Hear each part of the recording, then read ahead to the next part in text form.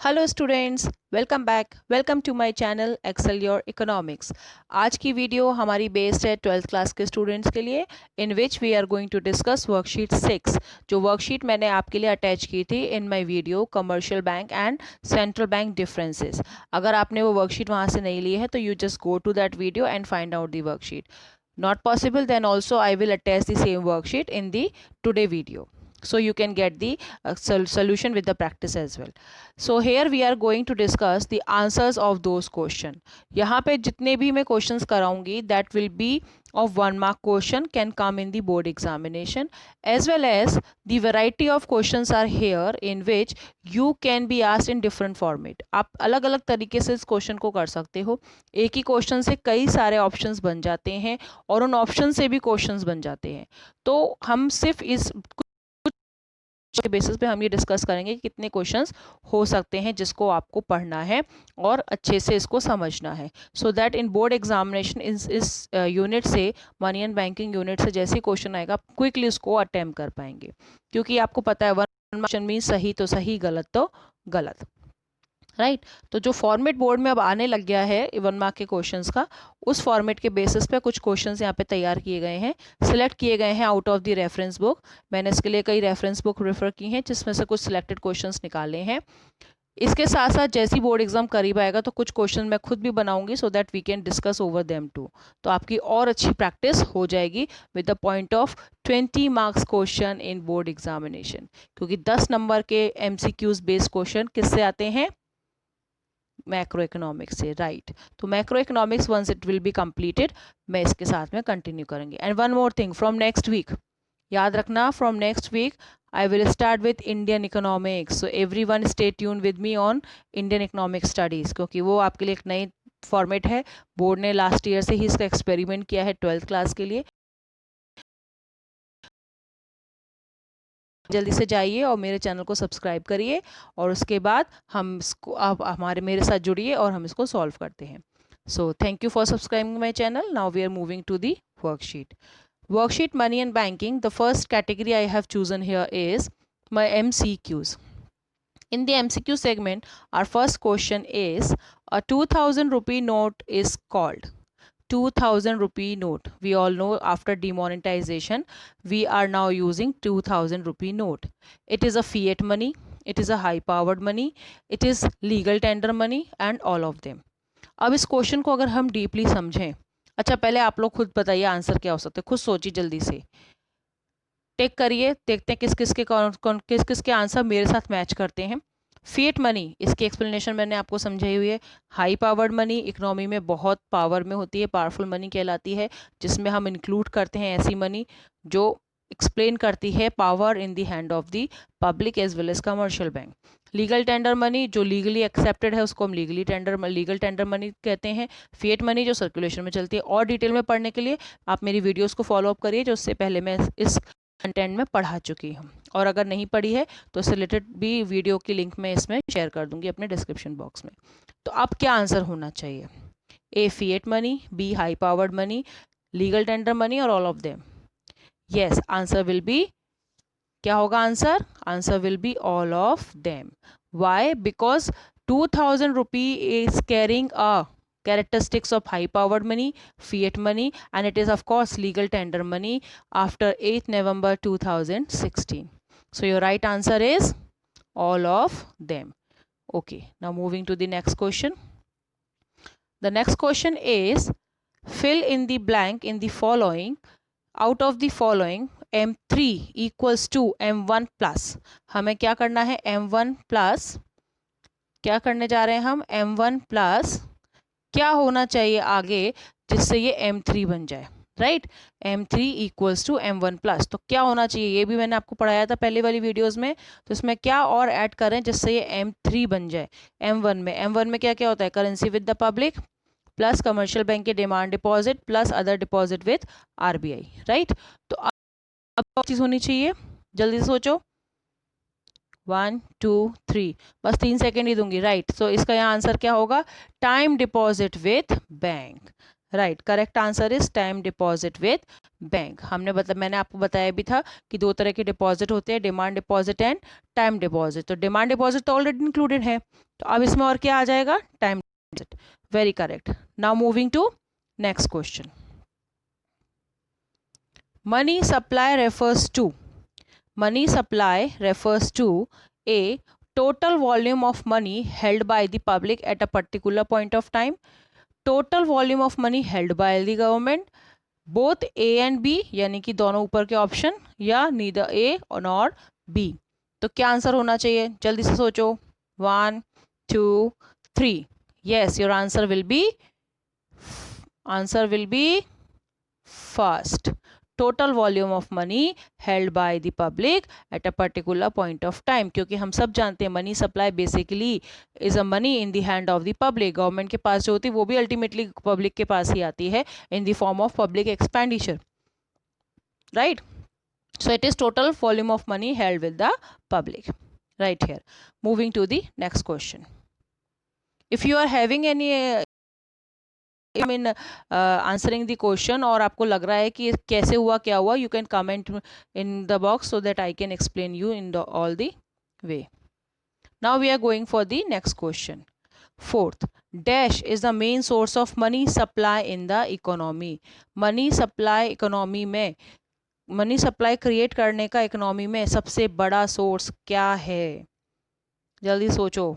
1 2 3, right. Answer will be C, both of them correct, because central money currency issue करती है और commercial bank currency को लोगों तक पहुंचाती है, इसलिए दोनों ही मनी सप्लाई का मेजर सोर्स हैं। Clear? So your answer will B both A and B। Which following statement is true? अब हमें ये पता करना है कि ये जो गिवन स्टेटमेंट है, फोर्थ तो इज नन ऑफ देम, तो तीनों अगर हमें गलत लगते तो हम उसको हटा देंगे। तो हमें ये आइडेंटिफाई करना है कि जो गिवन स्टेटमेंट है उसमें से कौन सा सही स्टेटमेंट है। ए statement is saying money supply is a flow concept, और मैंने आपको बहुत पहले ये वाली बात समझाई थी कि मनी सप्लाई वर्ड लग रहा है तो आपको लग रहा होगा flow, but it is a stock, because इससे पहले वाले क्वेश्चन में ही था, क्या था, इससे इधर वाले क्वेश्चन में total volume of money held with the public at a particular point of time. तो पर्टिकुलर पॉइंट ऑफ टाइम आ रहा है जब वर्ड, तो इसका मतलब क्या हो गया, हम किसकी बात कर रहे हैं, स्टॉक कंसेप्ट की। तो ये मनी सप्लाई फ्लो कंसेप्ट तो है ही नहीं, तो इसको हमने यहीं पर क्रॉस कर दिया, इस आंसर को हमने क्या कर दिया, रॉन्ग, ये तो है ही नहीं ट्रू स्टेटमेंट। दूसरा, high powered money includes demand deposit of commercial bank besides currency with the public. No, मैंने आपको हाई पावर्ड मनी का मीनिंग समझाया था, उसमें बिल्कुल क्लियरली बताया था करेंसी विद द पब्लिक तो हर सॉर्ट ऑफ मनी फॉर्म में आती ही है, तो करेंसी विद द पब्लिक तो होगी ही होगी, उसको तो हम हटा ही नहीं सकते, तो ये स्टेटमेंट भी रॉन्ग हो गया। अब moving to the third statement. M1 includes net demand deposit instead of gross demand deposit। Correct, हम इसमें कौन सा डिपॉजिट लेते हैं, नेट डिमांड डिपॉजिट। इसकी डिटेल समझने के लिए भी आप मेरी वीडियो को फॉलो करिए, आपको समझ में आ जाएगा कि नेट डिमांड डिपॉजिट्स और ग्रॉस डिमांड डिपॉजिट्स क्या होते हैं। ग्रॉस बेसिकली जिसमें सब कुछ आ जाता है, बट नेट हम उन डिपॉजिट्स को लेते हैं, क्योंकि डिमांड डिपॉजिट दो तरह के होते हैं, saving deposit and current deposit, but हम जिसको इंक्लूड कर रहे हैं इसमें वो करंट, क्योंकि उसी के ट्रांजेक्शन ज़्यादा होते हैं। सेविंग तो फिर कुछ टाइम बाउंडेशन के साथ ही चलते हैं, इसलिए M1 में बेसिकली हम क्या लेते हैं, net demand deposits. Clear? So your option C will be the correct answer, correct statement out of the 3, right here. So in this way we have answered the same question. Moving to the next question. The rate of interest at which commercial bank accept deposit from public is called, it is a question number 6, from public is called rate at which, सोचो सोचो जल्दी से, क्या है इसका तरीका। Rate of interest है जो कमर्शियल बैंक लेकर चार्ज करता है, कब, जब लोगों से डिपॉजिट लेता है, मींस जब हम अपना पैसा कमर्शियल बैंक के पास रखवाते हैं। तो एक तरह से अगर हम बात करें तो कमर्शियल बैंक हमसे पैसा ले रहा है, बोरो कर रहा है। अब इस क्वेश्चन को थोड़ा डिफरेंटली सोचना है, आपको लग रहा होगा बोरिंग कैसे, लेंडिंग कैसे, तो आप उसको ऐसे सोचिए, बैंक रेट क्या है, बैंक रेट मैंने आपको समझा से कनेक्टेड है, राइट। तो बट ऑब्वियसली बात है, कमर्शियल पब्लिक का रिलेशन तो है ही नहीं इसमें। रेपो रेट भी किससे कनेक्टेड है? कमर्शियल बैंक और सेंट्रल बैंक से, तो ये भी नहीं हुआ। अब लैंडिंग की बात हुई। अब कमर्शियल बैंक यहाँ लैंडिंग तो कर नहीं रहा है, वो तो डिपॉजिट ले रहा है हमसे, राइट। लैंडिंग तो कर नहीं रहा, इसका मतलब लैंडिंग रेट भी नहीं हो सकती, बैंक रेट भी नहीं हो सकती, रेपो रेट भी नहीं हो सकती। तो बचा क्या? क्या बचा हमारे पास? Borrowing rate. तो इसको हम बोलेंगे बोरोइंग रेट। क्यों बोरोइंग रेट? क्योंकि कमर्शियल बैंक एक्सेप्ट जो कर रहा है लोगों के डिपॉजिट, वो एक्चुअली कमर्शियल बैंक के लिए बोरोइंग का काम करेंगे। क्यों? क्योंकि वो उससे यूज करेंगे, आगे इन्वेस्टमेंट क्रिएट करेंगे। तो इस तरह से इसको हम कंसिडर करेंगे as borrowing rate. Moving, lowering of CRR, cash reserve ratio, by central bank has the following impact on the credit creation capacity of commercial bank. commercial bank की credit creation capacity, यानी commercial bank कितना credit create कर सकता है और कितना shrink कर सकता है, that's all depend on the controlling power of central bank. तो उस पावर में सेंट्रल बैंक ने क्या यूज किया है? CRR, cash reserve ratio. तो अब लोअर कर दिया cash reserve ratio. Cash reserve ratio का कम करना मींस क्या हुआ? जल्दी सोचो। Credit creation function of commercial bank.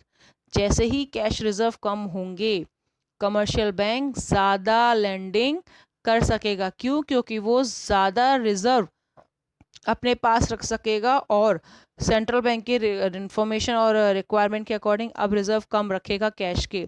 तो उसके पास एक्सेस रिजर्व ज़्यादा हो जाएंगे, जिसपे वो और ज़्यादा लेंडिंग क्रिएट कर सकता है, लोन्स दे सकता है। और लोन ज़्यादा देंगे तो क्या हो जाएगा इकोनॉमी में? जल्दी से सोचिए। क्वेश्चन नंबर, यस, फॉल होगा क्या? क्रेडिट क्रिएशन फॉल थोड़ी ना हुआ, क्योंकि इससे क्या हो गया? लैंडिंग कमर्शियल बैंक, तो क्या हो गया? इंक्रीज हो गया, राइट। तो हमारा स्टेटमेंट में करेक्ट हो गया। वाई? क्योंकि फॉल होगा नहीं। दूसरा, कैन फॉल और कैन इंक्रीज पॉसिबल नहीं है दोनों सिचुएशन। नो इफेक्ट हो रहा नहीं है, हमें सीधा सा दिखाई दे रहा है इंक्रीज हो रहा है। क्योंकि जब जब CRR और SLR और सारी रेट्स जो मैंने आपको बताई थी कम होती हैं, तो उससे कमर्शियल बैंक की लेंडिंग कैपेसिटी बढ़ जाती है। Clear here? Right. Moving to the next question. Which of the following में increase the money supply? Money supply market में इनमें से कौन बढ़ा सकता है, कौन इंक्रीज कर सकता है? लुक एट द वे, कौन इंक्रीज कर सकता है? Falling in repo rate. अभी जो ऊपर क्वेश्चन था वो कैसा था? लोअरिंग दी CRR, CRR को कम करने से क्या हो रहा था? कमर्शियल बैंक की क्रेडिट क्रिएशन कैपेसिटी बढ़ रही थी, यानी क्रेडिट सप्लाई बढ़ रही थी इकोनॉमी में। तो अब कम किया ना, तो अब इसमें इस स्टेटमेंट में क्या होना चाहिए? इस क्वेश्चन में fall in repo rate. Definitely जब रेपो रेट फॉल हो जाएगी तो कमर्शियल बैंक ज़्यादा लोन ले सकती है RBI से और ज़्यादा फिर एडवांस कर सकती है। Second, purchase of security in the open market operation. Correct. जब RBI सिक्योरिटीज परचेज करेगी तो क्या होगा? लोगों के पैसा पहुंच जाएगा, और पैसा होगा तो मनी सप्लाई बढ़ी मार्केट में, डिमांड बढ़ जाएगी, इंक्रीज हो जाएगी। डिक्रीज इन CRR, अभी उल्टा ऊपर केस वही केस है। Lowering the CRR, increase in credit creation, and credit creation increase means लोगों के पास मनी सप्लाई बढ़ गई, इकोनॉमी में पैसा आ गया, राइट। तो इसका ऑप्शन क्या सही होना चाहिए? क्या ऑप्शन सही होना चाहिए?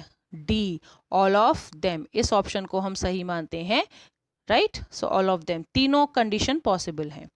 Next, demand deposit includes. अभी अभी मैंने आपको समझाया, जल्दी से आंसर दीजिए इसका। Demand deposit includes saving account, deposit and fixed account. Fixed account आएगा क्या? जल्दी सोचिए। फिक्स्ड अकाउंट कौन सी कैटेगरी में है? यस, कौन सी कैटेगरी में? टाइम डिपॉजिट्स में। तो फिक्स्ड अकाउंट तो यहाँ आएगा ही नहीं। Second, saving account, deposit and current account. Correct, demand deposit category में ये दोनों ही आते हैं, इसलिए हमारा सही स्टेटमेंट ये है। क्योंकि यहाँ पे फिर थर्ड ऑप्शन को देखिए आप, current deposit and fixed deposit, वापस फिक्स्ड आ गया। और फिक्स्ड कौन सा डिपॉजिट है? Time deposit. तो इसको हम यहाँ कंसिडर नहीं कर सकते। इन ऑल शॉर्ट हमारा करेक्ट आंसर क्या हो गया? Saving account and current account deposits. Clear? All right. Okay, now we'll start with the 10th question. Which of the following statement is true?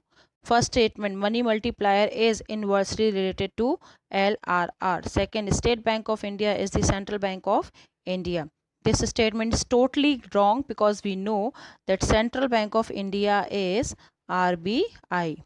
ठीक है। Next option is loan given by commercial bank are equal to the amount of deposits they receive.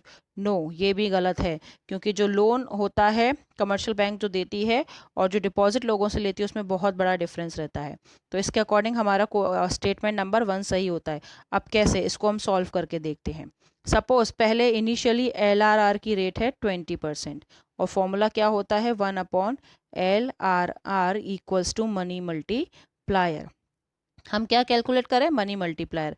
हम अभी credit creation नहीं देख रहे हैं, money multiplier की value देख रहे हैं। और जो स्टेटमेंट यहाँ गिवन है वो कह रहा है इन्वर्सली रिलेटेड। तो ये प्रूफ करना है कैसे, तो इसको समझो। बोर्ड में इतना करने की जरूरत नहीं है, बोर्ड में तो सिर्फ आपको ऑप्शन टिक कर देना है। यहाँ मैं समझा रही हूँ कि ये हुआ कैसे। 20% है, अब इसको हम सपोज को रखते हैं यहाँ पर, तो कितना आ जाएगा 1/20%। तो कैसे लिखेंगे इसको, 100/20। तो आपका आंसर क्या आया 5। क्या आंसर आया 5, करेक्ट। अब जरा दूसरा वाला लेते हैं। सब पहले 20% थी, अब मैं कह रही हूँ कि 10% हो गई, LRR की रेट डिक्रीज हो गई, राइट। तो अब क्या होगा 1/10%, राइट। तो 100/10, तो कितना आ गया रिजल्ट 10।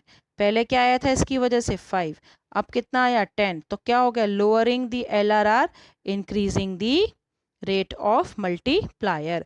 तो कैसे रिलेटेड हो गए, एक बढ़ घटा तो दूसरा बढ़ गया। Decrease and increase inversely related, इसलिए ये स्टेटमेंट करेक्ट स्टेटमेंट माना जाएगा, राइट। तो इस तरह से हमने अभी कितने क्वेश्चन सॉल्व किए, 10 क्वेश्चन। और ये 10 क्वेश्चन किस बेस पे थे, MCQs। अब हम कुछ फिलअप्स बेस्ड क्वेश्चन भी सॉल्व कर लेते हैं जो बोर्ड में आते हैं, और आगे भी हो सकता है इससे रिलेटेड क्वेश्चन आ जाए। क्वेश्चन समझिए। सबसे पहले question number 1, filling the blanks. 1 dash means action of goods for goods. तो किस में होता है गुड्स के बदले गुड्स का action, yes you all got correctly, that is barter system where goods are exchange for goods. तो यहाँ का हम क्या लिखेंगे ऑप्शन में, बार्टर सिस्टम। हो सकता है बोर्ड में आपको ऑप्शन ना दिया हो, तो ऐसे ही क्वेश्चन होगा जिसमें आपको खुद आंसर लिखना पड़ेगा। Next question, question number 2। In question number 2, currency held by the public demand deposit in the bank and other deposit with RBI are the components of, किसके हैं, M1 M2 M3। सोचो जल्दी से किसके कंपोनेंट है, हमें याद आ रहा है कि नहीं आ रहा, हाँ बिल्कुल सही, किसके कंपोनेंट हैं, M1 के, राइट। तो इस पे आंसर में हम क्या लिखेंगे, M1। हमें पता ही है ना M1 का मतलब क्या है, C plus DD plus OD।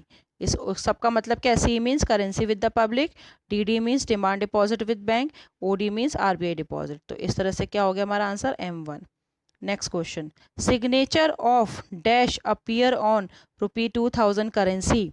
It's not only 2000 currency, सारी ही करेंसी पे किसके सिग्नेचर होते हैं, किसके, जल्दी से बताओ, यस RBI गवर्नर। किसके सिग्नेचर होते हैं, RBI गवर्नर। और अभी हमारा RBI गवर्नर कौन है, जल्दी से नाम बताओ कौन है, शक्तिकांत दास, राइट। कौन है हमारा RBI governor right now, Shaktikanta Das. तो हो सकता है ऐसा क्वेश्चन भी बन जाए, तो इससे रिलेटेड क्वेश्चन को भी आपको याद रखना है।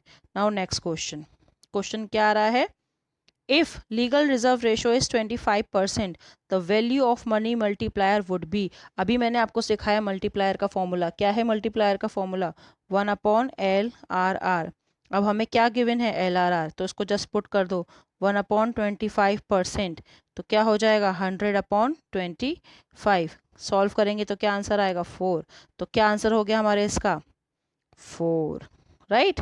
लीगल रिजर्व रेशियो 25% है, वैल्यू ऑफ मनी मल्टीप्लायर क्या होगी 4, very correct. Moving to the next question. अब जो नेक्स्ट सेगमेंट है क्वेश्चन का वो है मैच द फॉलोइंग। इस तरह के क्वेश्चन बोर्ड ने इसी साल से शुरू किए हैं, तो आप इसको ध्यान में रखें कैसे मैचिंग करनी है, राइट। तो मैचिंग बनाते हैं, कॉलम ए और कॉलम बी में क्वेश्चन क्या है, पहले क्वेश्चन पढ़ते हैं। Identify the current sequence of alternative given in column B matching them with respective terms in column A. B में जो स्टेटमेंट गिवन है, बी में जो स्टेटमेंट गिवन है उसको मैच करना है ए से। इसका मतलब ए के अकॉर्डिंग बी को मैच करते हुए इनमें से किसी एक को सही चुनना है। तो कैसे हम इसको करेंगे, सॉल्व करते हैं। Money created by commercial bank. तो मनी जो कमर्शियल बैंक क्रिएट करता है, यानी कमर्शियल बैंक से जो पैसा हमें मिलता है, उसको हम बोलेंगे बैंक मनी। क्या बोलेंगे हम? Bank money. तो सबसे पहले ढूंढो, ज़्यादा टाइम वेस्ट नहीं करना है, बोर्ड में फटाफट करना है। तो ढूंढो कि ए के साथ फोर्थ की मैचिंग किसकी हो सकती है। यस, ऑप्शन डी में आप देख सकते हो कि सबसे पहले नंबर पे क्या आ गया? Fourth.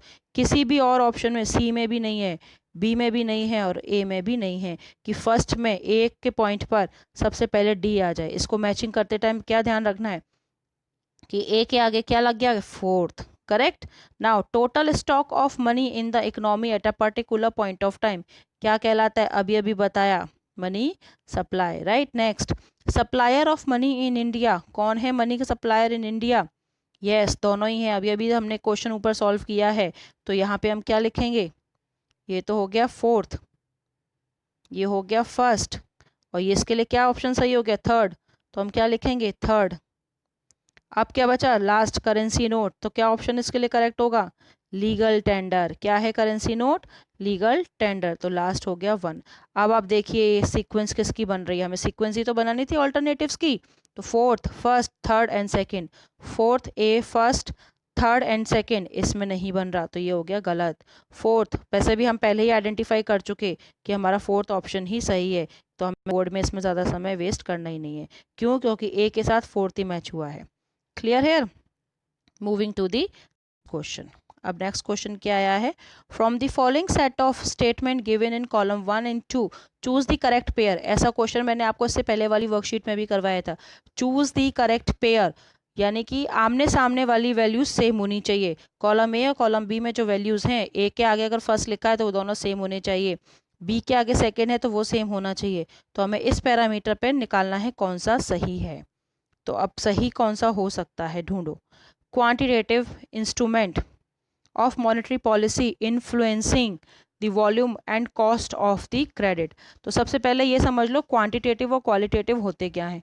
Quantitative methods affect the volume of money supply and credit in the economy. क्या मतलब हुआ? वॉल्यूम यानी कि से सिर्फ वॉल्यूम को इफेक्ट करता है, और क्रेडिट कितना होगा उस पे इफेक्ट करता है, यानी क्वांटिटी पर, बट कॉस्ट पे नहीं डिपेंड करता। तो इसका मतलब पहला स्टेटमेंट जो है वो गलत ही हो गई, दोनों मैच नहीं कर रहे। कॉस्ट तो कौन डिसाइड करेगा? उसकी commercial bank. Next, qualitative instrument of monetary policy. अब ये समझो क्वालिटेटिव क्या होता है। क्वालिटेटिव मेथड्स आर डायरेक्ट और restrict the flow of the credit specific area of economic activities. In other words हम कह सकते हैं qualitative method refers to those method of credit control which regulates the direction और use of credit, यानी credit का use कैसे करना है, कितना करना है। मैंने आपको समझाया था कैसे क्रेडिट का यूज़ करने का तरीका कौन सिखाता है, सजेस्टिव मेज़र, और उसी को हम क्या बोलते हैं? क्वालिटेटिव मेज़र, जिसमें क्या क्या थे? मॉरल सुएशन और क्या था? Selective credit control. तो ये सारे फीचर्स उसके होते हैं जहाँ पे हम डायरेक्शन देते हैं, फ्लो ऑफ क्रेडिट को कंट्रोल करते हैं, रिस्ट्रिक्ट करते हैं। तो अब इसको बताइए, ये ऑप्शन मैच कर रहा है बी? यस। क्यों? क्योंकि regulation of flow of credit, market में क्रेडिट कितना फ्लो होगा उसको ये डिसाइड करता है क्वालिटेटिव इंस्ट्रूमेंट। तो ये मैचिंग सही बनती है, तो आपका आंसर क्या हो जाएगा? बी के साथ में सेकेंड।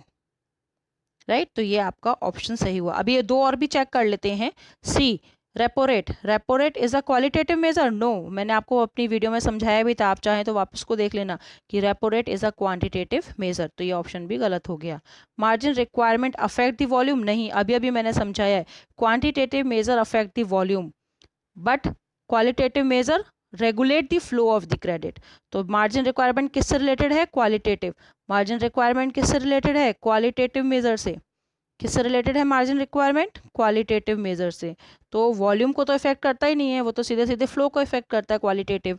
इस कारण से वॉल्यूम वाला ऑप्शन किसके लिए होना चाहिए था? इसके लिए। राइट। तो इसलिए ये गलत हो जाता है। तो हमारा सही ऑप्शन क्या हो गया? बी। समझ में आया? मार्जिन किसका है? क्वालिटेटिव का। और क्वालिटेटिव इंस्ट्रूमेंट क्या करता है? फ्लो ऑफ क्रेडिट को कंट्रोल करता है। क्वांटिटेटिव वॉल्यूम को करता है। तो ये ऑप्शन गलत हो गया, रेपो रेट भी गलत हो गया, और फर्स्ट तो गलत है ही, क्योंकि ये इसमें ये तो ठीक है पर ये रॉन्ग है, इस कारण से हम इसको नहीं ले सकते। तो B option is the correct option. So in this way, MCQ's question can come in the board examination. All right, we are moving to the last question, the hot segment, in which you can be asked for calculative based question also. तो अब इसको कैसे solve करना है? Calculate legal reserve ratio in the initial if the initial deposit of 5000 crore rupees lead to creation of total deposit of 50,000 crore. इसको solve करना है तो सबसे पहले फॉर्मूला, रिकॉल द फॉर्मूला. क्या होता है formula? Credit creation equals to 1/L/R into initial deposit. ये होता है हमारा फॉर्मूला, राइट. यार इनिशियल डिपॉजिट को हम क्या बोलते हैं? Primary deposit. तो इसके अकॉर्डिंग हम वैल्यू पुट करें, it will be 50,000 equals to 1/L/R, क्योंकि LRR ही तो कैलकुलेट करना है, इंटू 5000.